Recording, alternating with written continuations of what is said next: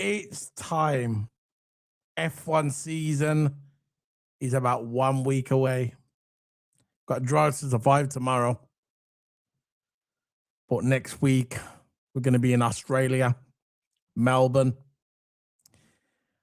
And I got my co-Q's, my partner in crime, on this channel. It's also streaming on his separate channel as well. He's a carter. He's going to be a driver. He's going to be an engineer. This is Mr. Toto Abba. Toto Hammer. Is he there? Anyway, this is F1 Flaming Tarmac, episode 91. I think it's 91.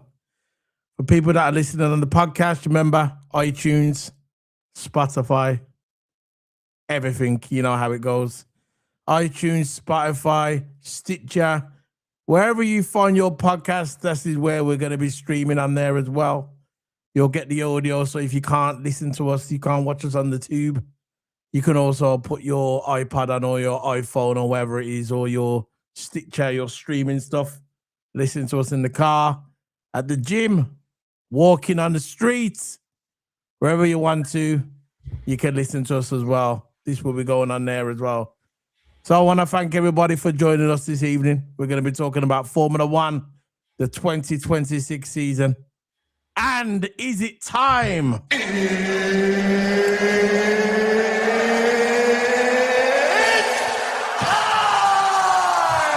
Is it time for Lewis Hamilton to win his 9th world title? I know you're going to get people going, what you had about his 9th, man? He only won 7. No. He's won more than 7. I'm going to bring in my co-Q's again. Mr. Toto Abba. That's twice I've introduced you now. I never did that before, special, man. Go ahead. Yeah. Yeah, man, doing well. Going live later at 6. So nothing really much for me now. Yeah, man, we are the Formula One season. I'm in my element. I can't wait until this season starts. I'm so excited for this season. It's going to be unpredictable. Oh, that geek. Anyway, it's gonna, you know the one you know that one. You know, don't name the show. I don't want to get done. You know the show. Yeah, you got that guy goes uncensored, but whatever, bro. Anyway, we know what we're talking about. People are going to watch and think, what's this geezer talking about, man? We know what we're talking about. Anyway, this season is going to be so exciting. Aerodynamics regulations. We got new active buttons on the car. We don't know what's going to happen. People can predict. People that got Mercedes, Ferrari. I saw Lewis Hamilton go from 8th to 1st in the beginning of the a startup that had like a practice start. He went from 8th to 1st in the first corner at Bahrain. And you know the first corner in Bahrain is not even that long. Yeah. So this season is going to be unpredictable. Anyway, I swear, you know. What are we doing, man? What are we doing? It's going to be... It's going to be unpredictable, man. It's going to be unpredictable. But anyway, how you feeling? How you feeling, Toto? Yeah, doing well. I'm doing well. There you go. There's nothing much to say there. Like I'm doing well. Glad the F1 season's back. Oh, I can't wait, man. No, I'm in my zone now. A lot of stuff, a lot of new regulations, a lot of change, which was needed. It was, wasn't it? It was. It was just getting boring. I'm boring. Even when they changed the reg last time, and we know they've done it for Max Verstappen, and I'll continue to say that. It's funny how the only guy who had a thesis here was Adrian Newey. Had the entire grid. You know, when they changed it for the what was it? What was it? Last regulations again? What do you call it again, Toto? Ground effects. Yeah, they've done it for Max. They knew what they was doing. So let's talk about these new regulations. Remember, this is streaming on TikTok. It's also streaming on your channel as well. This is streaming on yours as well. Streaming everywhere. Twitch everywhere. So the active DRS load is gone. The DRS zone is gone. Total. No more DRS zone. We've had the DRS zone since the Vettel era, really, in the Red Bull days. No more DRS. It's been replaced, by active aero. That's what it's called, active aero. So what are you saying about this Formula One? What are you saying about the active aero, bro? But yeah, the whole point of the active aero is to reduce drag on the straights. That was the whole point of it, because the DRS, of course, gave you an extra 30 kilometers an hour. It likes to have that bigger boost on the straight. But now they replace it with, I wouldn't say something similar, but it's to manage drag on the straight, so they don't lose time on the straights. It's to keep their minimum speed during the straights, which I think is good. I think we needed the change from the regulations. And the DRS, wasn't really a big fan of it, to be honest with you. Wasn't really a big fan of DRS. It was like cheating, wasn't it? Kind of, yeah. It's like there was no really battles going on. It was just, okay, we'll be patient, wait for the DRS zone, then get them on the DRS zone. That was basically the strat for mostly every driver, really. Is take them on the DRS zone, because it's more or less risk and it's easier. But now you're going to see, now it's only there to manage drag, not to essentially give you bigger speed, but to manage drag and to manage speed on the straight, so you keep them high speeds during the straight. So basically, instead of just the rear wing opening on the straights, the cars is going to feature like a movable front and rear wing that adapt to different parts of the track. So it depends what part of the track you want, that wing will adapt to that, which is going to be very, very interesting. So they ain't going to be like, because you're good in one corner doesn't mean you're going to be good in another corner. This is where the cars are going to be very, very complex, and this is where it's going to be an engineer's dream in it. I was going to say something else then, but it's going to be an engineer's dream. So they've got the straight mode X on the destination straights. Both front and rear wing elements will open to reduce drag by 40% and increase top speed. Corner mode, Z mode, the wings will close to the maximum downforce and cornering speed. Availability, unlike DRS, active aero will be available to all drivers, and this is where it's going to get complicated. And I think this is a good thing. Maybe this will bring the cars more closer together, and the cars will be able to follow each other more. Because when I was watching the testing, I saw a lot of cars that was doing like warm-up races, and you could see that the cars can follow the other cars with no problem. You know, before when you had the overheating and that, them days are gone now. So this is going to make a better season total for the neutrals. You get me? I think it is. I think there might be a lot more teams in it. Other than about Aston Martin, though. No, I don't know where they're going. They've struggled all pre-season testing. They finished testing with the less laps completed, which again is very, very bad. You want to get as much laps as possible for data and all that, and they got less laps. Honda engine unreliable, breaking down. Unpredictable. Yeah, that's what it is with the Honda engine. But yeah, everything. So basically, everything all went down with Aston Martin. So we've had the active aero replacing the DRS. That's what we're talking about now. So again, DRS is going. No more DRS, and it's going to be active aero. So it's going to be relying more really on the wingspan of the car, in it really, the way that's measured up with the wing. And that's good, man. That's good news for the neutrals. It is. We need to see different cars, and to see what happens. Hopefully, Ferrari's nailed it as well. They did look good in the testing, especially the starts. Starts look phenomenal, and it's weird how on that rear wing, everybody was going crazy about the rear wing. So basically, what they did, they got the rear wing and they just turned it upside down. And the regulations say that you can't. They're not saying you can't do that. When these engineers find a way around it. Yeah. And I reckon as the season progresses and the regulations start progressing every year in and year out, you're gonna start seeing the smart people, the engineers and the mechanics as well. They're gonna start to adjust to the new regulations as well. So that's absolutely outstanding. And I think what was good about their wing is that Ferrari has an upside down wing, so they can turn straight to corner mode, because you've got traditional rear wing and the straight wing, and it opens open up and down. They have it upside down, so when they're on the straight, they're in top straight mode, whatever, and then they can get straight back into corner mode, which makes them quicker throughout the corners. Really, exactly with Ferrari. And that's what's brilliant. That's what the active era replacing the DRS, and it's a good thing. Like you said, with the DRS was like a gimmick, really, wasn't it? It was good at the beginning, you know, when Vettel had the Red Bull, and they were smashing it. Yeah, you know, when they first started to go in the early stages of it, when even when I think not when Alonso was dominating, when Vettel was, it became a gimmick, really. Yeah. So before we've got to do our thing, man. We've got the before we go into the second one. Remember, guys, like that video, and we're gonna go into it now straight after this.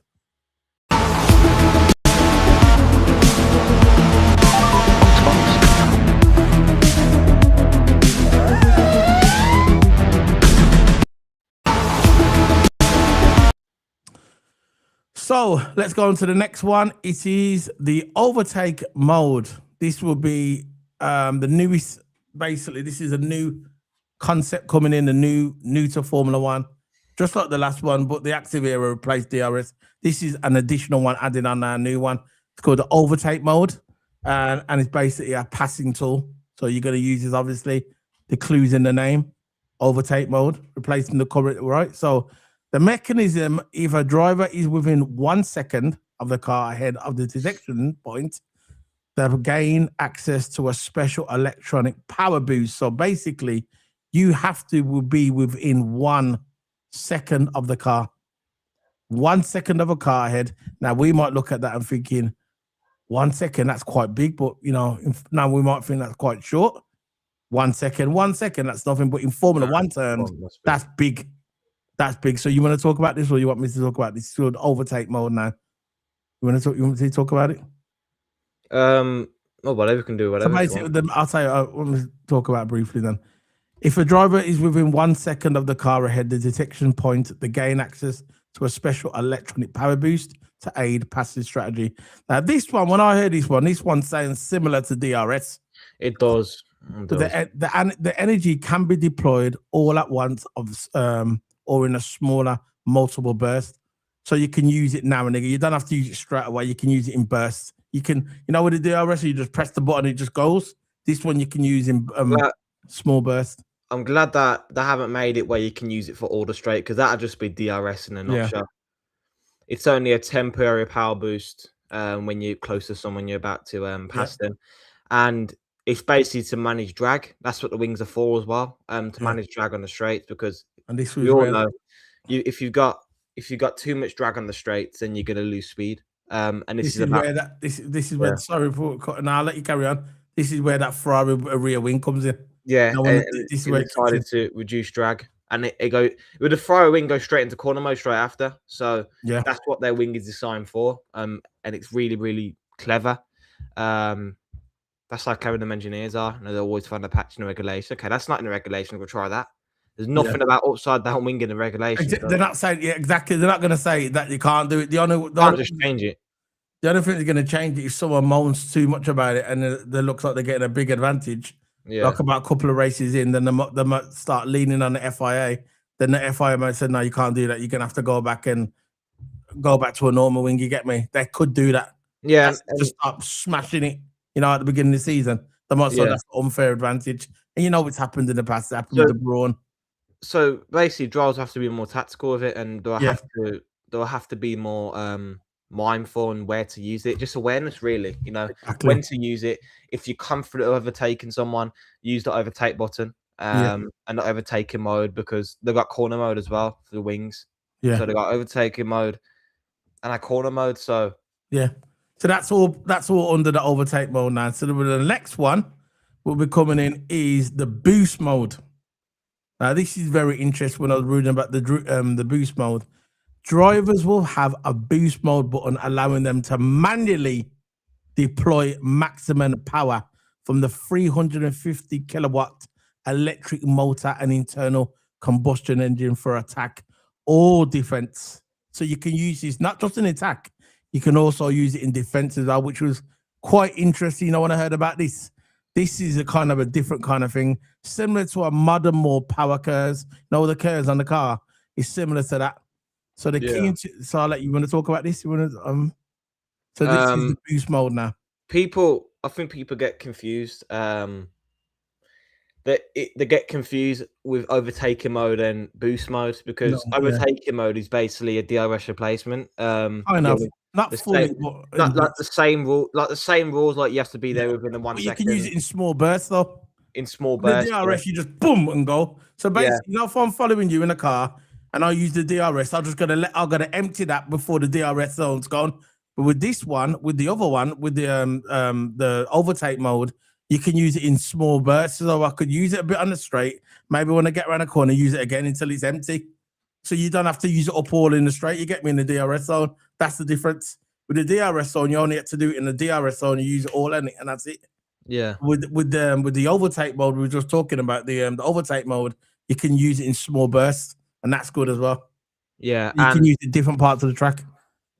And with boost mode, the thing is, the difference with boost mode you can use it any time, isn't it? You can use it any time. With overtake mode, you only can use it in a certain area. But you can, but with the overtake mode, you can use it in small bursts as well. No, the overtake mode. Yeah, no, you have to use it in a certain area, don't you? Yeah. And then with boost mode, you can use it anytime, which is also used in Yeah, but the overtake mode's more tactical though. It's more tactical. The overtake mode. I know we're talking about the boost mode now. We're talking about the overtake now. The overtake mode is replacing the current DRS mechanism. Overtake mode provides a tactical speed boost for attacking. The mechanism, if a driver is within 1 second of the car ahead of detection point, like you said, the detection point, and that you're going to use it in certain parts of the track, which you was right, they gain access to a special electrical power boost to aid passing. Strategy, the energy can be deployed at once or in similar multiple bursts over a lap. So I think there's going to be more than one detection zone within the thing. You get me? You know, with DRS on, there was one detection and that's it. I think there's going to be a couple of detection zones, depends on the track. That's what I think. That's what it sounds like to me. But let's talk about boost mode now. The boost mode is, look, the key parts of the boost mode is what we're talking about now, the third one that they're bringing in. The 2026 changes summary power splits, 50% internal combustion engine, ICE, 50% electrical battery, power plant stripped, 350 kilowatts weight and size. Cars will be 30 grams lighter, which we know they're going to be lighter, and shorter wheelbase, reduced by 200 millimeters, which is quite a lot now. And it's noticeable as well, because when I was watching the testing, you can see that the cars are so much smaller. So the performance is expected to be slightly slower in the corners, but potentially faster on the straight. So the way they've designed the cars, they're going to be faster in the straight and slower in the corners. That's a good thing, isn't it? Yeah, for boost mode. No, and the cars overall. The cars are 200 millimeters. The weight and size, the cars will be 30 kilograms lighter and shorter, wheelbase reduced to 200 millimeters. The performance is expected to be slightly slower in the corners, but potentially faster in the straight. Isn't that good? That it's slower in the corners and faster in the straight. That's a good thing. That's good, because what the lighter car does, it gives you, of course, more miles per hour on the straights, or kilometers, whatever you want to read it. Because it's going to be lighter, isn't it? A logical, simple read is, okay, you're lighter, you're going to be quicker on the straights. It's simple, right? And there's less. There's less. I'll let you take that. There's less weight being carried on the car to kind of lose that power on the straight, because you all know if you've got a heavy car, that weight is going to affect your speed. But if you've got a less weighted car, and that's just why the engines are getting lighter, the chassis are getting lighter, and the cars are smaller. And that theoretically means the cars are going to be lighter. So yeah, you're going to be seeing more. You're going to be seeing more top speeds. Yeah. So I'll let you. You can explain boost mode again if you want, bro. Basically, boost mode, the way it can use any time. Drivers can use it any time, for attack or defense.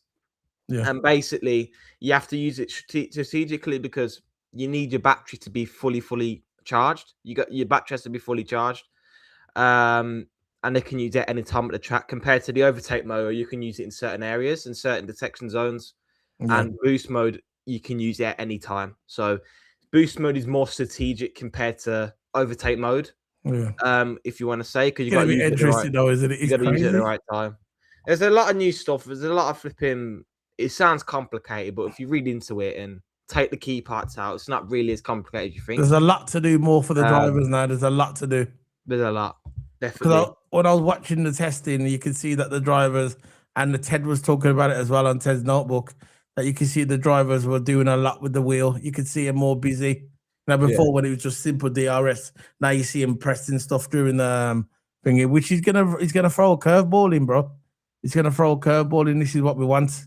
You know, this is what we want in Formula One. We don't want the same old crap in Formula One. You know, we want to see something different. Obviously, we want to see Lewis get his title back. You know, that's what we want, really. Let's face it. We want Lewis. Obviously, I want to see it because Lewis is getting a bit older now. He needs to, start doing his thing, and he's got a good car. Let's just talk about it now. The Ferrari. What do you think of the Ferrari, Toto? I think they're the fastest car on the grid. I think in terms of the packing order, I think it's Ferrari, Mercedes, McLaren, and Red Bull. Or you can do Red Bull and McLaren. Red Bull and McLaren and Red Bull are two ones you can say for third and fourth fastest. But I really strongly believe that Ferrari is the fastest car on the grid. I think they've got the best acceleration off the starts. We saw that. I reckon, I think they've got the best start. I'm not sure if they've got the best car. I think it's in the top three, though. I think, Leclerc putting in the fastest time of testing of a 1:31.9. That was the last testing he put in the fastest time. So Leclerc looked strong. Mercedes also looked strong and very, very reliable as well. So that's also a good thing for Mercedes and for Ferrari, looking very, very back to its best again. Great start, and again, starts are crucial in Formula One. You want to have a good start, and I have that. And reason why they have a really, really good start because Ferrari has that supercharger in their car, and they're also comparing it to a double diffuser kind of thing with the Brawn and stuff like that. So hopefully it's not like that. Hopefully they don't get discovered later on in the season, similar to what Brawn did in the 2009 season where I want it. But I want that to happen to Ferrari. I want him to smash everyone, and then the second half of the season, the FIA goes, "Hold on, that's not right," and then but it's too late. It's too late then. But look, regarding that supercharger that they have, that's going to be very, very useful in terms of the stats. In terms of increasing their top speed as well. So Ferrari look like a very, very strong car. I think Ferrari is this is not in order. So Ferrari, McLaren, Red Bull, Mercedes. I think they're going to be the four fastest cars. I think they're saying that I watched the Mercedes. Mercedes look good. I've got to admit, people are saying that George is a favourite to win the title. The people just need to just relax.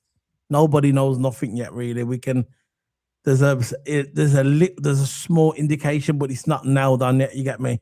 So I remember last season. I think the season before, Red Bull didn't look good in the winter testing, but as soon as the season started, it changed. So nothing's got. I still think. I think obviously the top cars you can look at it. Obviously, it's Ferrari, Mercedes, McLaren. They're the top three. Red Bull probably fourth, but the top three are definitely them. Between them three, we don't know. I don't know who the fastest is yet. Ferrari looked like they got the best start. Mercedes looked like they got the best overall speed, in a race, but that could change between now and Melbourne. And then you got McLaren, the reigning champions.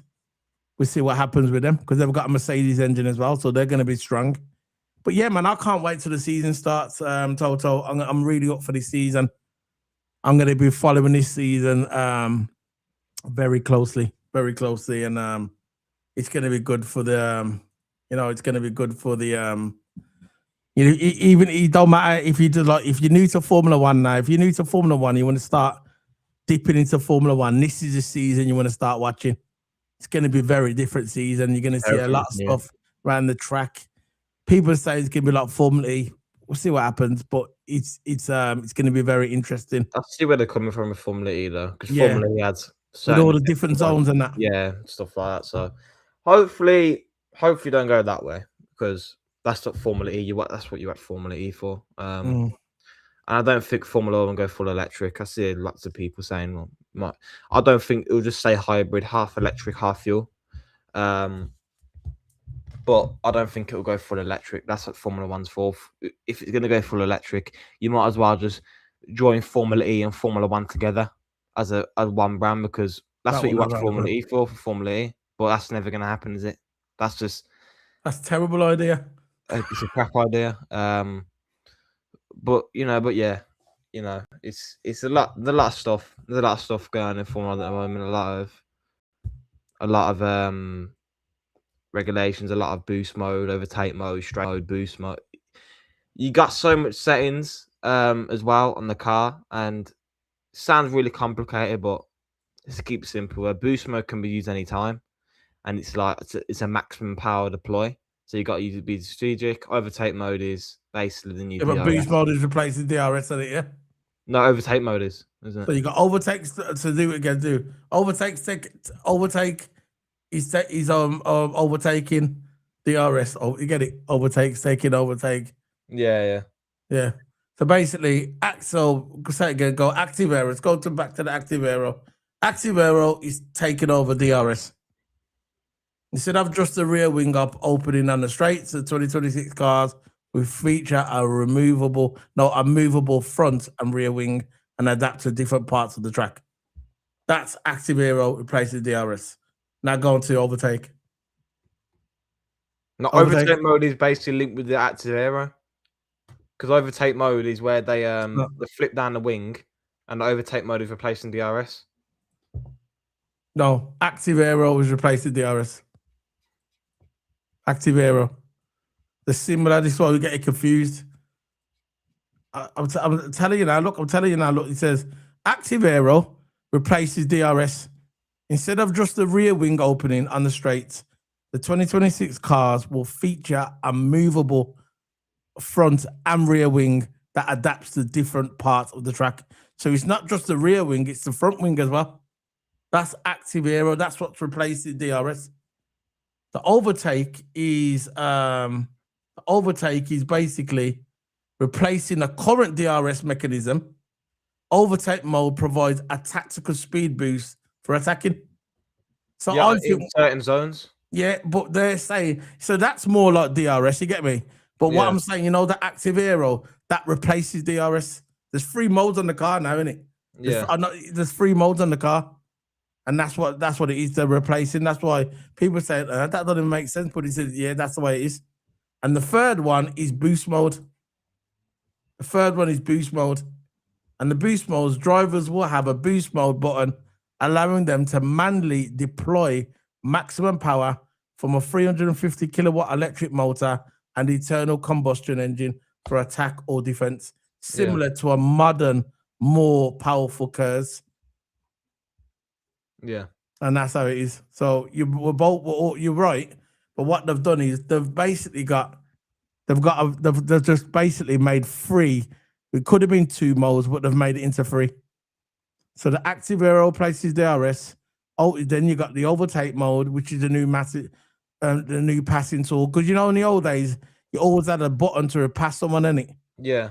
Right. Not in the old days. The old days you just had the drag. But when they started bringing DRS in, DRS was your passing mode, innit? Yeah. But the active aero, that's not passing mode.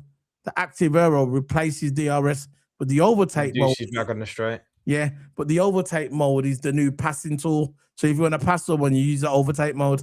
Yeah. And the boost mode is just basically drivers will have a boost mode button allowing them to manually deploy maximum power.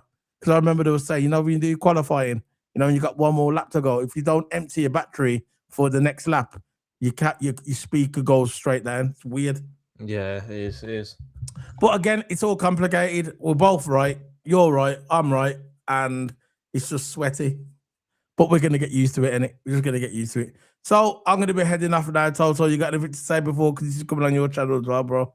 Nothing much else to say. So I'll be live at 6 o'clock. There you go. 6 o'clock. We're going to have a signing, and then,